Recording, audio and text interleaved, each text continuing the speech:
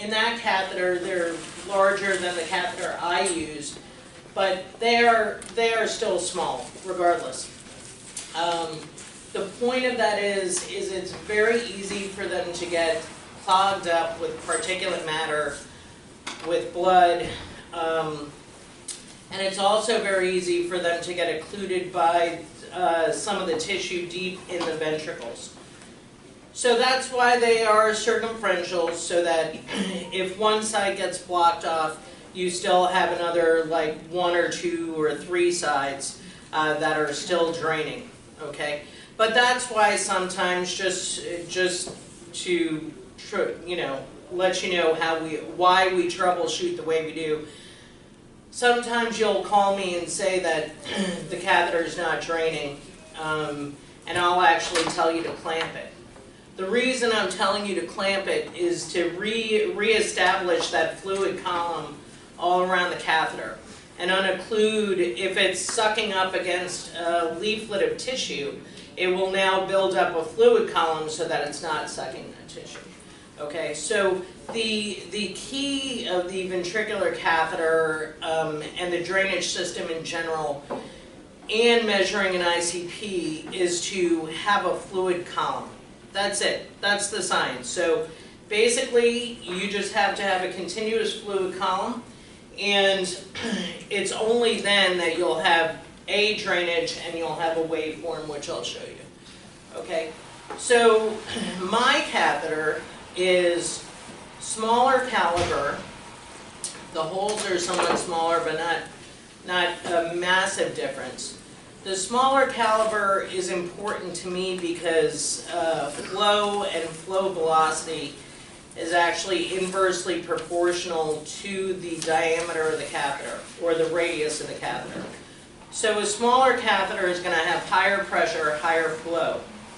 It's harder to clog that off and get the stasis issue than if you have a big hose, which basically it seems counterintuitive. It seems like a larger caliber should be allowing you to drain off more, but it's really hard to maintain that velocity that you sometimes need with some of these patients with IVH and etc. Okay, so that catheter in particular was developed primarily for trauma patients. A little counterintuitive to me, but anyway, primarily for trauma patients and also for bleed patients. It is pretty reasonably good when you use it in the subdural space, and I know this is always a source of questions. Dr. Rothschild likes to use that catheter in the subdural space, and it's fine for, can you pass it back up, Jess? It's fine for those, for that reason. Because again, you have a limited length along the catheter, which is actually going to give you that negative pressure if you're dropping the Buretrol, which we'll talk about. So this is less traumatic potentially than, for example, I use the JP drains in the subdural space. It's a larger caliber, it's a stiffer catheter, it has a greater potential for injury, especially when you're inserting it. Okay, I think it works better in the long run though. Any questions on the catheter? Okay, so you guys don't have to deal with this part obviously, but you can see at the tip of the catheter there's this connector. There's actually a couple of connectors. These are kind of critical and specific to the catheter, so they're not interchangeable. So if I have a hissy fit because I dropped the connector, just know to go get me another catheter, and don't ask why. Okay, so this is the Becker system. Basically, it comes in the package just like this. Usually we handle it, so you guys don't have to worry. That being said, a lot of other hospitals, just in case anybody goes anywhere, a lot of other hospitals the surgeon will actually expect that this catheter tubing is primed, okay? I do it here, I think Rothschild does it here. Most of the time you don't have to worry because if you're putting in a catheter for most reasons, a patient is going to fill up this tubing with their own CSF regardless. So you really don't have to prime it. The patients you absolutely have to prime it in are patients who have aneurysms. Those patients we really want to limit how much we're draining initially, so we're a little OCD. So you'll see, if and when we have an aneurysm patient with an unsecured aneurysm, you'll see me put in that catheter and clamp it off within the first couple of cc's. Whereas most of the time I'll let it just drain because it's increased ICP that I'm treating. For aneurysms, you're worried that there's a pressure gradient that you're creating by rapidly draining fluid, CSF, is now going to cause your aneurysm to re-rupture. Okay? So in those cases, this absolutely has to be primed because we'll clamp it almost immediately. Okay?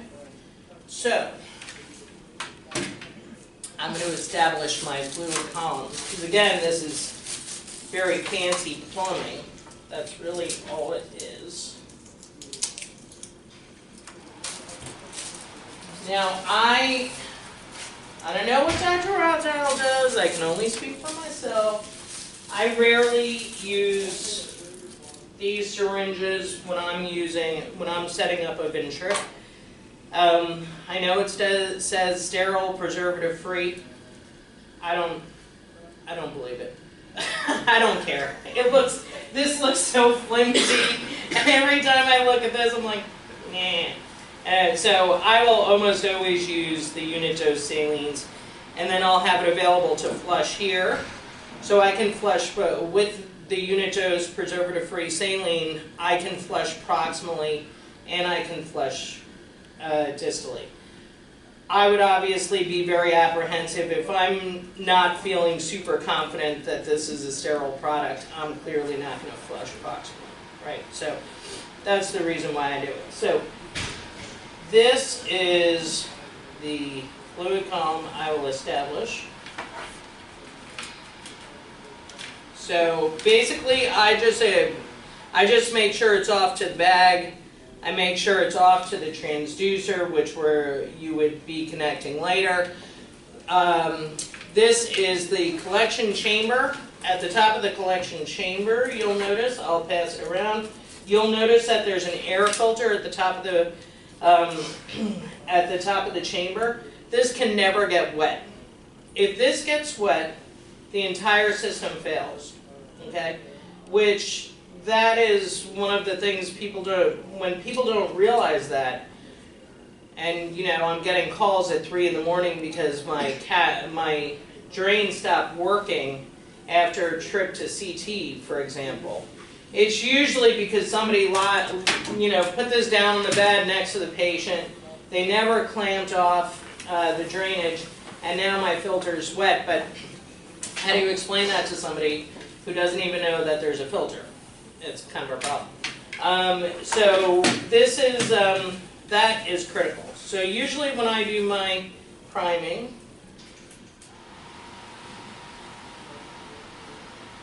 I'll go proximal, then I'll go distal.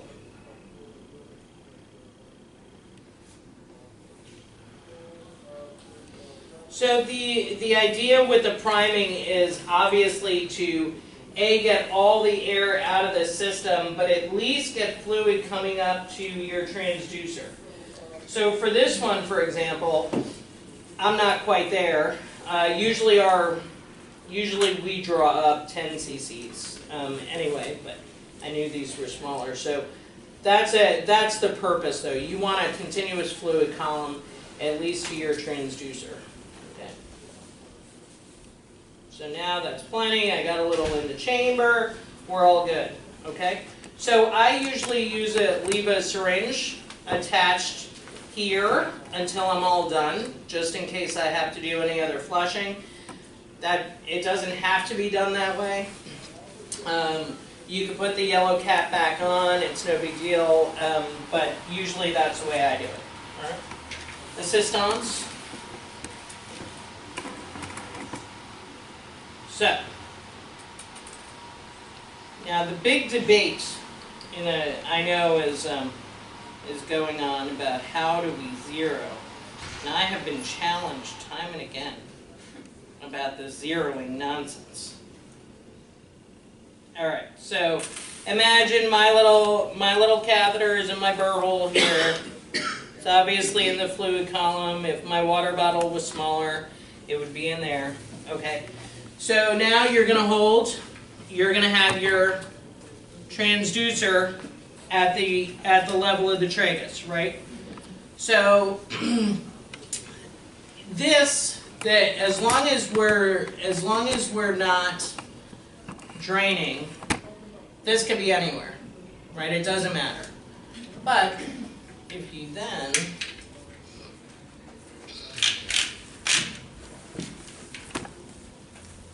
so again, 0 is tragus. That's where it's always got to be, unless it's in the subdural space. Okay. Even in the subdural space, I would argue that you leave it at the tragus level just for ease and consistency, but I can't force that to happen.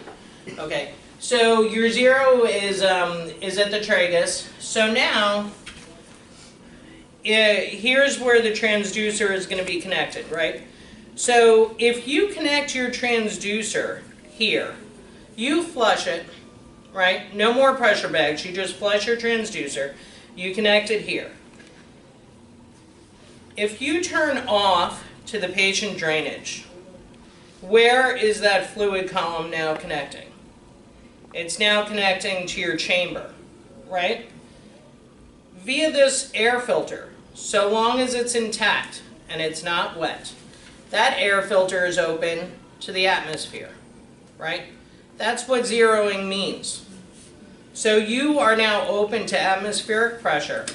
So if I have this at 0 and have that off to the patient, my fluid column is now straight to air, okay? So you don't need to remove any caps. You don't need to, that is your 0, okay? So it should always work. Now, if it doesn't work, there are times where it doesn't work. So why wouldn't it work? It might not work if you have a wet air filter. Certainly not going to work if you're not actually at the proper level, which is an issue we could talk a little bit more about, especially with the squirmy patients. Okay. And it's not going to work sometimes if you have air bubbles, like there's a little air bubble here. Sometimes you'll see a dampening of the waveform, so sometimes you will just have to allow, like reopen everything, allow a little bit more drainage to occur to make sure you have a continuous fluid column and there's no air bubbles. Okay? So between the different methods, if that's the case, if this air filter is atmospheric pressure, basically both of your methods of zeroing should give you the same result. Okay? And then finally, the ultimate way to check is to do a manual ICP. So the way I do my manual ICP is I'm off to transducer. I now have the fluid column coming from patient to my chamber, right? So you could see there that there's somewhere in the tubing you'll always find a meniscus. So, or you'll more than likely have an air bubble you could follow also. But you'll probably find a meniscus, and if it's an alive patient that's not brain dead, they will have pulsations in a waveform, right? So you will see those pulsations in the fluid column. You should see those pulsations unless they have crazy high ICP or they're brain dead, or your catheter just is totally screwed. If you then start to raise up the chamber, you will start to see that fluid column backing off and going retrograde towards the patient, okay? If you then drop it again to say another centimeter of water pressure to lower, you'll see it start to slowly advance, okay? That's your manual ICP. A lot of people, you know, it's very funny because does anybody teach you guys that really? I've never heard that before. Right. I know that normally it drains the amount over what your resistance is set to equal your ICP for the... So that's a good point, Jess. So this is how I choose where I'm going to set that resistance, because I want the resistance to be slightly lower, at least slightly lower than what I think the ICP is, right? So if I think the ICP is 10, I'm going to set the resistance at 8, because then that'll promote drainage, okay? And like I said before, the biggest issue we really have is maintaining this fluid column and not letting it clot off, okay?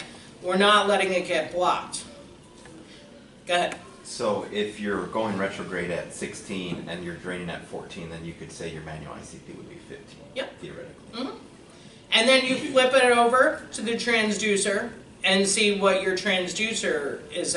They should typically be within a centimeter water pressure or 2, or, you know, a millimeter mercury or 2, depending on how you have it set up. So they should not be that far off. If you're getting a manual of like 30 and your ICP is reading, you know, 10, maybe check your level and all that good stuff and say, because there are some, now I say this should all match. There are some patients with really low compliance that you will not get it to back, you know, do retrograde flow. So sometimes in those situations, you're scratching your head, going, you know, holding the Buretrol up here, and you're like, what the hell is their ICP? But, you know, sometimes it's just really low compliance. They have slit ventricles, and you'll never get it to backflow.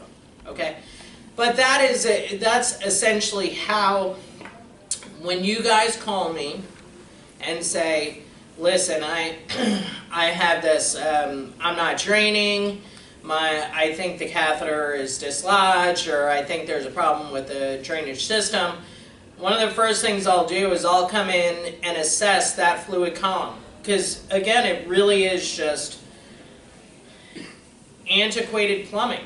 It is just a fluid column. So if the column can go back, it could go forward, then I know it's a patent column, okay? Then I have to figure out why your ICP is saying 60 when I really am getting a very different number, okay? So the manual ICP is, and I'll tell you, if you go to a true neuro ICU and you don't do a manual ICP, you will get your butt chewed off like in the first 10 minutes you're there. Because you're going to call somebody and you're going to say, oh, you know, my catheter is not working, I have no waveform, blah, blah, and somebody's going to be like, well, what's your manual? Say, what? Okay.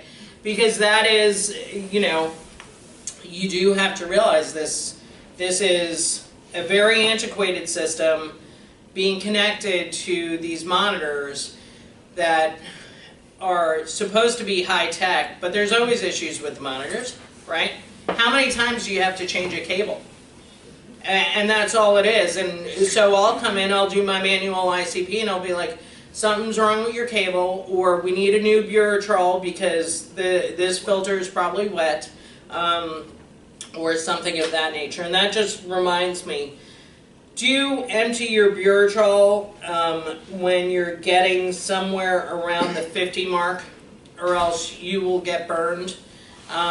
If, you know, anybody who took care of bed 2 for any period of time while he was here, you would know that 1 hour he could do nothing, and the next hour he would dump like 50 cc's like that, okay? Well, if he dumps 50 cc's like that and you leave it alone, he could easily dump another 30 cc's and then your filter is wet and then it's non-functional, okay? So that's just words of wisdom, so to speak, from somebody who's been burned many times. May I ask quickly, if Yep. our filter is wet, since there is no filter to change, is it okay for us to, are we allowed per policy or whatever to disconnect turn our patient off from their drain, prime a Bureautrol, hang it, and connect the patient? Or is that something that the neurosurgeon has to do? Right. I would argue that I know I've done it, is what I'm saying, not here, but.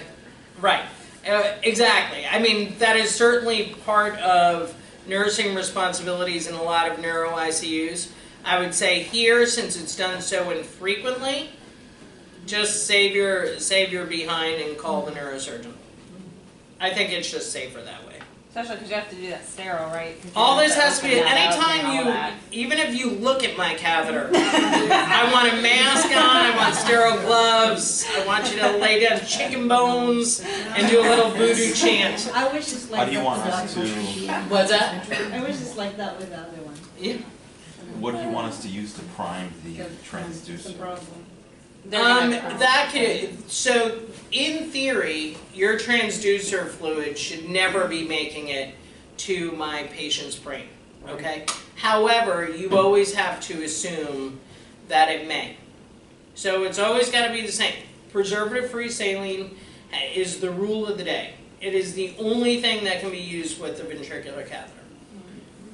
Okay? So it's not the water then? It's the purple I think one. that It's in the Oh, neuro. I it's in just the had a neuro- seizure! Yeah, I think that's, It's the purple. It's got that yellow cap or whatever. I think that's the. Do you give neuro patients water? No, but I'm just, I'm saying Because I've been that. at pharmacists before asking, can I have some preservative-free saline, and they've told me there's no such thing. I just Okay. open the neuro card. So Or number draw it one. out of the bag? Now we're depending on pharmacy. Right. Maybe don't film this Yeah. part. I have had days, especially a Saturday, where I waited 3 hours for preservative-free saline. And the wrong product kept being brought to me until finally I lost my mind and broke into the neuro card. They are on the neuro card, so that's the important thing. Okay, So just break into the neuro card. okay. But there is absolutely a preservative-free saline unit dose. It's a 10 cc vial. That's So it usually, looks like that, but it says on it that it's preservative free. It's like Because the. that's it's what the green small 10 cap. cc You have to, vials. you have to Right. draw it up. Okay. Right. And it's you'll see it's actually a little box, colored box, that it says preservative-free. Okay. What's that? Is it purple? The traditional one was green. Now I think it has a pink top. Yeah, mauve. I don't know. The Anyway. purple is the water. In the neuro cart, the last time I was in there are the green vial top ones. They're like a lime green. Yes, no water for the brain, ever. No matter what anybody tells you, unless somebody's on the verge of death and, you know, this is a last straw, but no water in the brain. Now, that is theoretical because basically the brain has, the CSF is the composition of saline, okay? So if you put 5 cc's of water in, you're probably thinking, it's just 5 cc's. The whole volume of the ventricular system is about 25 cc's. Okay? So you've significantly changed the composition very quickly. And the brain doesn't like that. Especially an injured brain doesn't like that. So, that's that. Okay? Any questions about the zeroing? Anything?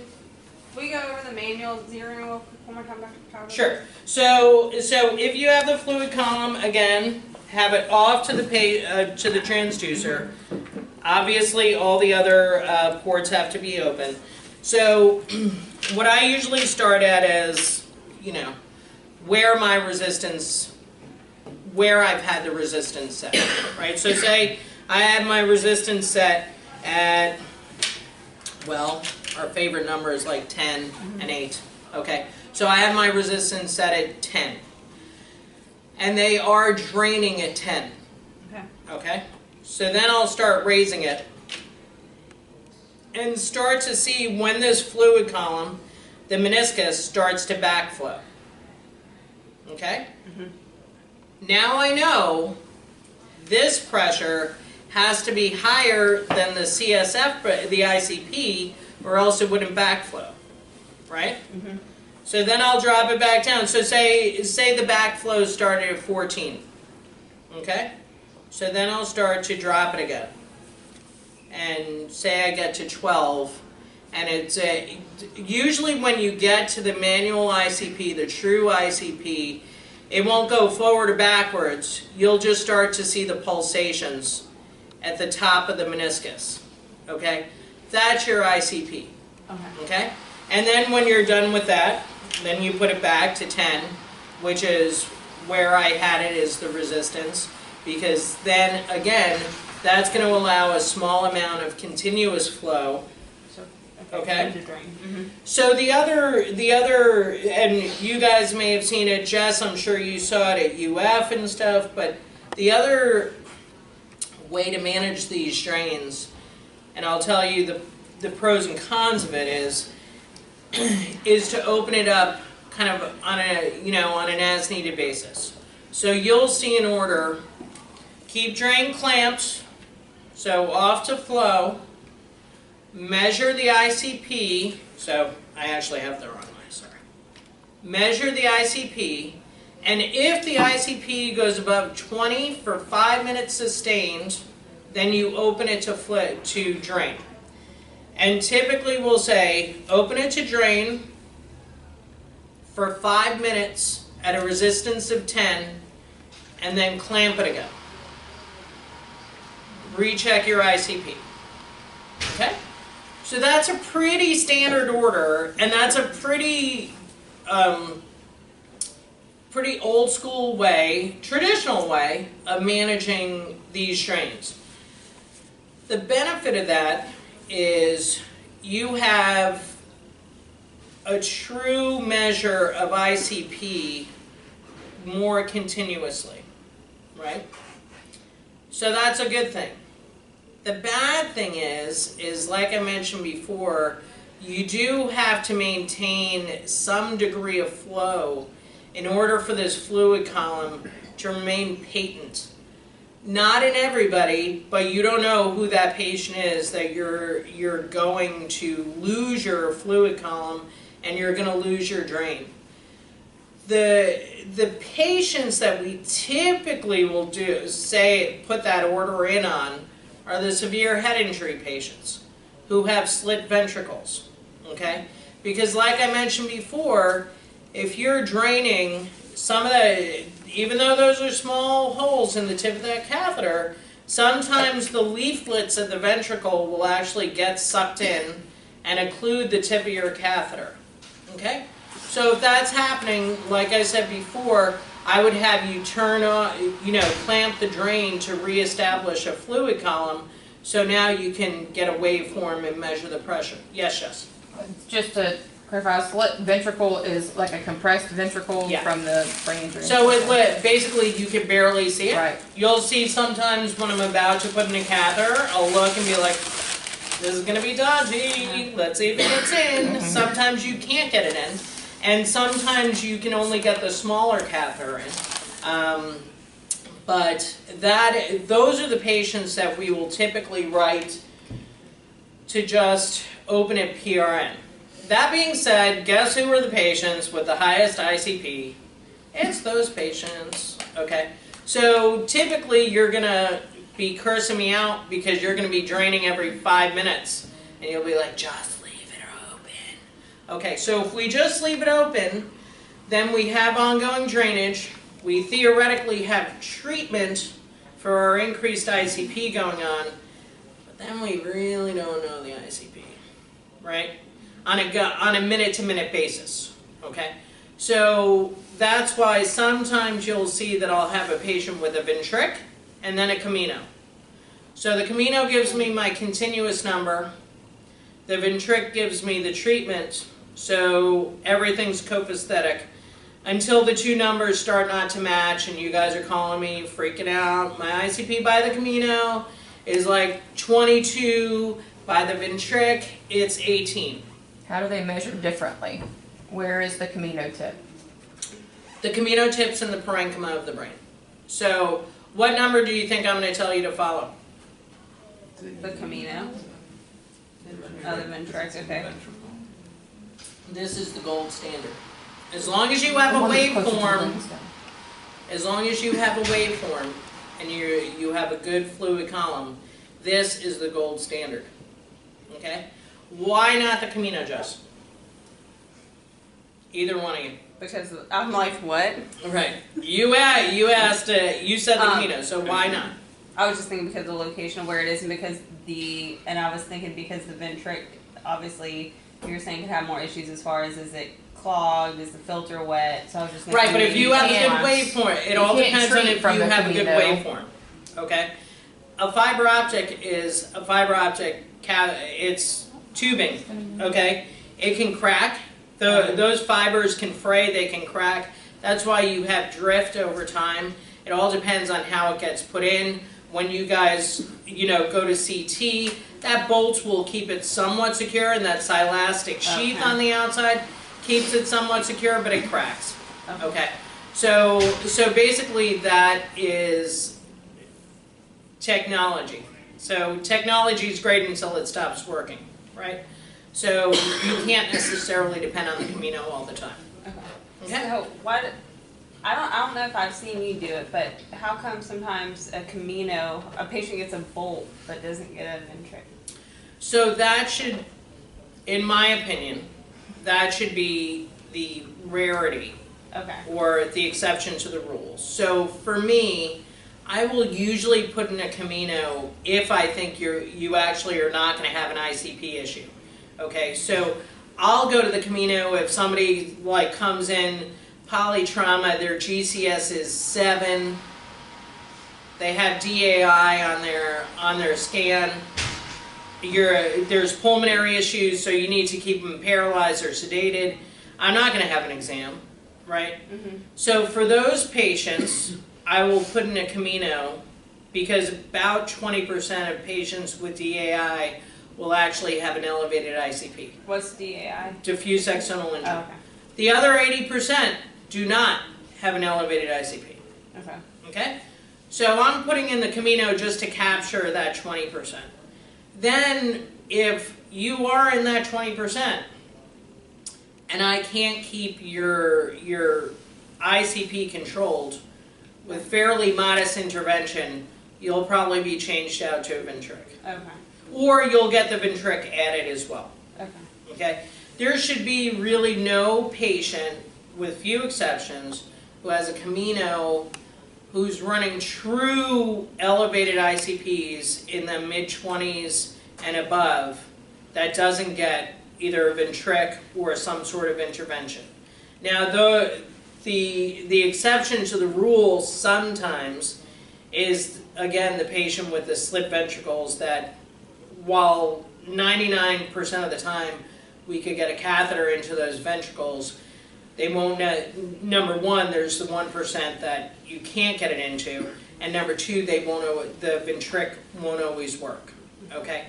So then you're left with the most definitive intervention, which is going to be, is this somebody who's a candidate for decompression? Okay. And that's not always the case. Go ahead, Jess. When you say true elevated ICP, do you mean somebody who is intubated, sedated, in bed, unstimulated, has an elevated ICP?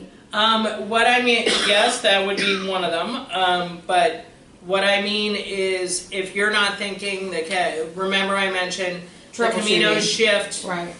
they crack, they fray. So if you're really believing your Camino number, and you don't think there's a technical issue with the Camino, and your ICP is elevated, then something else needs to happen. Okay? Sometimes that something else can only be hypertonic saline, sedation, paralytics to get the number down. If that's all you need to do, that's fine. okay? But if that's happening on day 1, you're gonna have a long week. And everybody's gonna be very unhappy, and there are gonna be a lot of phone calls. If that's happening on day 3, because edema peaks at days 3 to 5, thereabouts, okay? If that's happening on day 3, that's anticipated. So you say, all right, we got a couple of rough days ahead of us, you know, let's amp up our intervention. Whereas if that's day 1, you're screwed and you're going for decompression if you're a candidate. Or you're starting the talks of, this is really bad. Okay?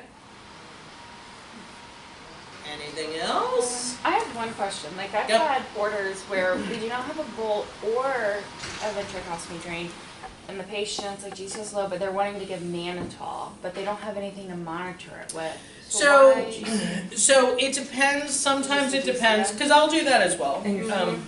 Sometimes that depends on what the pathology is and what you're seeing on imaging. So we're not necessarily asking for you to monitor anything. Those patients, you know, perfect example is a patient that comes in with a contusion. They will develop, some of them will develop life-threatening edema around that contusion. You know that's going to progress over 5 days or so. And in some of those patients, they're borderline GCS. So sometimes you'll just throw a little something at them to get them over that hump without needing the drain, because you still have an exam. That doesn't apply to somebody who's a GCS of 6 and you're doing that with. That's somebody who's like a GCS of 8 or 9, who's right on the cusp of meeting criteria for a monitor, and you're like, it's day 3, it's day 4. Let me do some conservative stuff, which is what I would do if the monitor were there anyway. Okay. So it's a little bit of trying to forego an unnecessary procedure, or a procedure that's only necessary for a day or 2. Okay. So is it worth it? Who knows? But I personally, I'm sure you've noticed, I prefer hypertonic saline. I think it's clearly easier on the kidneys. I think you can fine tune it a little bit more in terms of your sodium control, whereas the mannitol, using mannitol is actually a science which a lot of people have not mastered, because for anybody who's done nursing for any period of time, back in the day, we used to give mannitol and just follow the serum osms and the sodium. And you would be stable, stable, stable, and then all of a sudden, and you're like, how the hell did that happen? How did my osmolarity get to 330? Like, everything's wrong. So basically, over, the past 15 years or so, there's been a greater appreciation for the lab changes, and basically we do a gap analysis and look at different factors other than just the sodium and the osmolarity. Okay, so you need to follow really the gap difference to figure out how well you're using the mannitol. Okay, so if you're not going to do that, then it's like pointing a gun at someone, because you don't really know when you're going to go off the rails with your mannitol. Whereas with the hypertonic saline, you guys have probably noticed, even if I use a 23.4% solution, after a dose, I'll have a change of maybe 3 or 4 points in the sodium. It may stay up there, it may drift down a point or 2, but it's not like going from 135 to 150 or 145 to 160, okay? And it makes people nervous, because I'll even say, like 153, go ahead and give them a dose. And then people are like, what? We're going to be at 180 in a second. No, it really is, the body is a bit more clever than that, okay? Whereas the mannitol, you really are kind of driving the kidneys And then we have patients on, especially back in the day, patients on Vanco and Gent, which were killing the kidneys, and then you're throwing mannitol on top, and so then they're on CVVHD, and you're like, how'd this happen? That's how it happened. Okay. Can you reemphasize while we've got this group here, care of this patient, oral care, turning, clustering, all of that stuff? Cluster please. care, my favorite. Please. Okay, so again, this will primarily apply to the severe head injury patient, but I strongly suspect we've really not paid as much attention in terms of, with respect to the stroke patients. They probably suffer the same kind of like dysregulation and irritation to our interventions. So for the patients with the elevated ICP, you will notice, obviously, sometimes you'll just walk in the room, you're doing nothing, you walk in the room, especially when there's a Camino, and like their ICP goes from 18 to 23. And you're like, I didn't even hit a button yet, okay? And then you'll turn around and walk out, and it'll go right down to 18, okay? Never mind the whole noise, people talking, coming in to examine, etc. So the theory with cluster care is you want to limit those moments of stimulation to the bare bones minimum. Okay, so you have to do oral care, you have to clean them up after a poop or whatever, you probably have to turn them. So before ever doing those interventions, you go in, depending on what the surgeon tells you is their poison of choice, but let's say, for example, I usually use Dilaudid. I'll say go hit them with 4 of Dilaudid, assuming their pressure can tolerate it, which usually they can. Go hit them with 4 of Dilaudid 10 minutes before you're going to go bother them, okay? And then you give them their injection, you walk out, you wait your 10 minutes, you go in, and then you start your whatever care you have to give. If you see that your care is driving up the ICP, driving it up to the low 20s, I'm not going to freak out about it. I could look at you the wrong way and your ICP could go up to the low 20s. But if you're saying, oh, we went in to give him a bath and the ICP went up to 50, I'm going to lose my mind, okay? So for me, cluster care is critical, and then you have to reassess and triage based on how that patient responds. So what I'm going to say, and this might not be in jive with everybody else, but what I would say is then you backtrack to what's the most critical for that patient. If they're laying in poop, cleaning the poop is critical, okay? If they need to be turned, that as long as they settle back down after their turn, that's critical.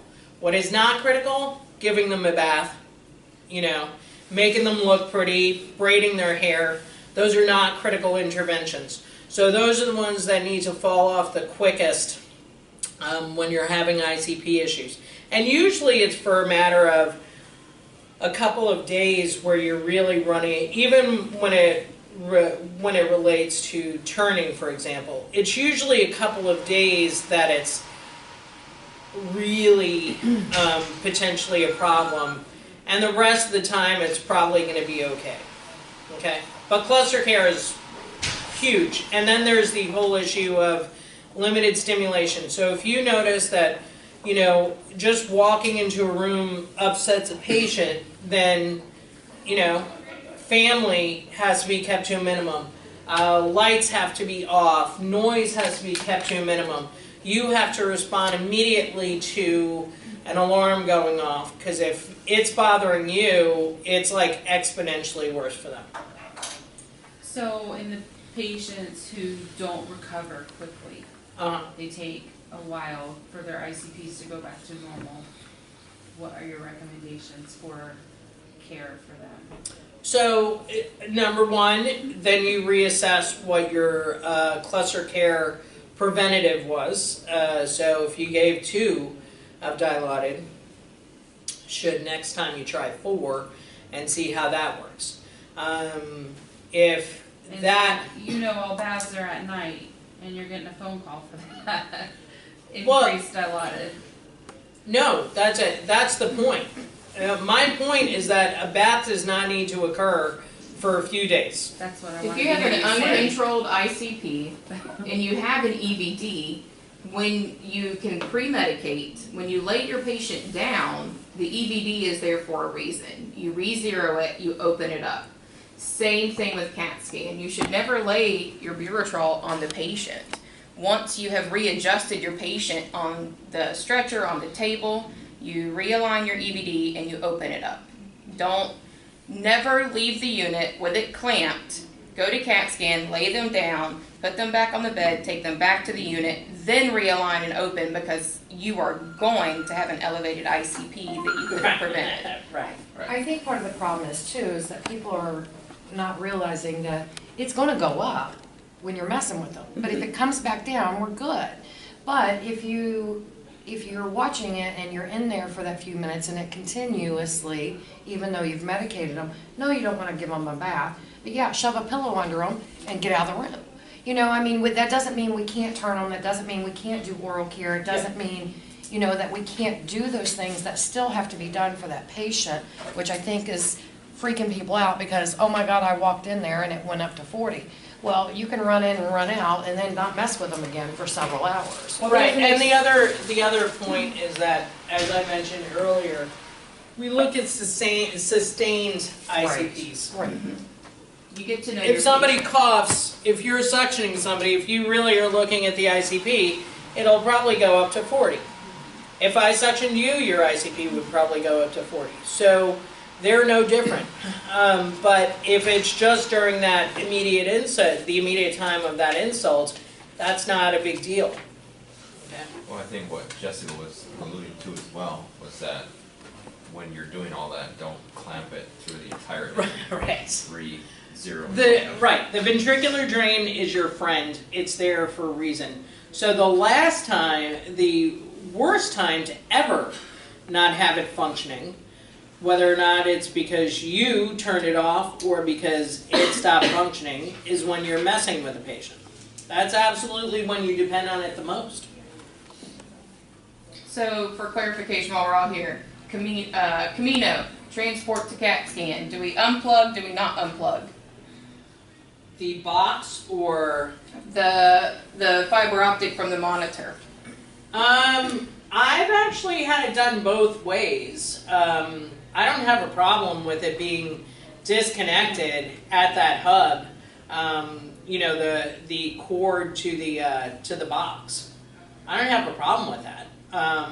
You know, just has to be done carefully. I mean, lugging that box is a production, especially when you have a monitor and everything. Mm-hmm. So I don't have a problem with Okay. it being disconnected. But like I said, I'm not a huge Camino utilizer regardless, so maybe I'm not the one to ask. Yeah. Has this been an issue? Should I guess No, it's been an issue? there's just a lot of question as to whether you can unplug them and not, or not. You know, like, does it need to be re-zeroed, which I know we re-zero with placement, so it's hard to, you can't re-zero It can never be re-zeroed once it's been in place. Right. Because it's being But it zeroed doesn't to the need to atmosphere. be re-zeroed. When No. we unplug it, we can reattach it. Correct. As long as it's the same box. Mm-hmm. So don't get a replacement box. Typically no. Usually, usually it's at the most critical aspect of it is, or when we're zeroing, you know, is obviously you've done the connection. I have to change the nut, right, to get it to zero. Well, if now it's a different box, how do I know where that screw head is? Mm-hmm. So that's not necessarily zero. Because if I really wanted to, If you have somebody with a Camino whose ICP is 30, I could go change that screw head and be like, oh, look, it's 10. Okay, so the box is the key. That connection is the key.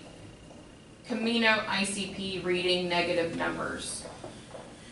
It's dysfunctional.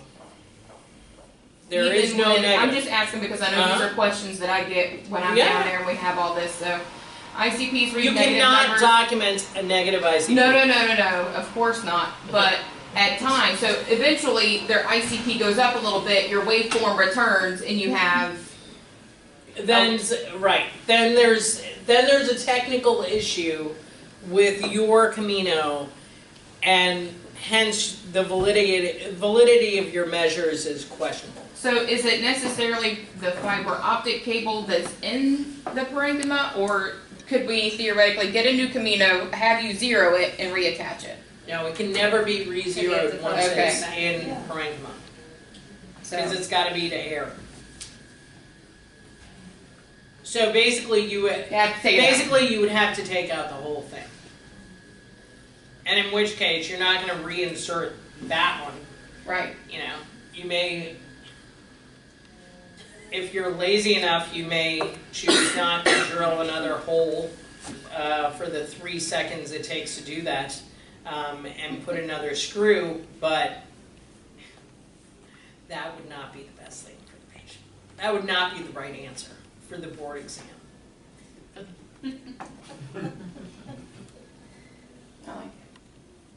All right, How long do they last? Is it like a few days? the Caminos. Yeah. Caminos, the company literature will say that the drift doesn't start until like day 7. And they actually talk about a millimeter of drift every day or so. When you say drift, it means just like the movement of the inside. The inaccuracy of the number. So if my ICP is really 8, it might be 9 on the Camino, it might be 7. So it could go either way, hence negative numbers sometimes. So I don't really believe that, Rachel. I think it is a bit sooner, but usually I'll start to get antsy at day 7, thinking it's got to come out soon. And sometimes that is why we make decisions to remove it, and you guys think we're insane. Because it's like, the ICP is 24 and you're taking it out. Yeah, but all these other parameters suggest to me that the ICP is not really 24, and I have a clinical exam now, and I know drift is occurring. Right, so it may not be accurate. Correct. Right. So I don't want people treating an inaccurate number. You're training the monitor. So usually, if you get to day 7 with somebody that has increased ICP, usually from trauma, usually at that point you could really start to think about removing monitors.